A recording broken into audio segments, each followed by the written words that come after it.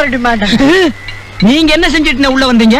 சிவன் கோயில் லிங்கத்தை திருடிட்டு ஜம்ப் பண்ணி சிவரேறி குதிச்சாரு அப்படின்னு பத்திரிகையில செய்தி வந்து அது இவர்தான். இவர் பேரு ஜம்ப் லிங்கம். எத்தனை மாசம்?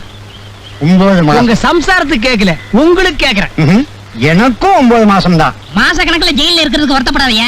நம்ம நாட்டு தலைவர்கள்லாம் வருஷ கணக்குல ஜெயில இருந்திருக்காங்க. இந்த ஒண்ணு வருது பாத்தியா, மூங்கி தப்பில ட்ரெஸ் மாட்டிக்கிட்டு. ஏண்டா நம்ம தான் தப்பு பண்ணிட்டு உள்ள வந்திருக்கிறோம், இவர் ஒண்ணுமே பண்ணாம உள்ள இருக்காரு. எலும்ப எண்ணிடுவேன். எங்க எண்ணுங்க பாக்கலாம். எலும்பு என்னங்க, நாங்க கம்பி எழுறோம். இருக்கிறது 7 கம்பி, அது எத்தனை நாளைக்கு என்றது? ஏண்டா பல்லு வலியா? நீங்க அருகு கொழுந்துனே கிள்ளி வாயில போட்டுக்க.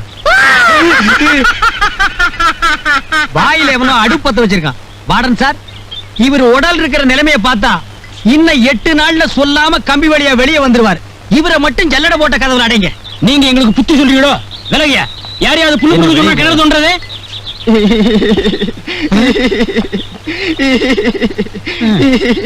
ஏன் அழுகுற?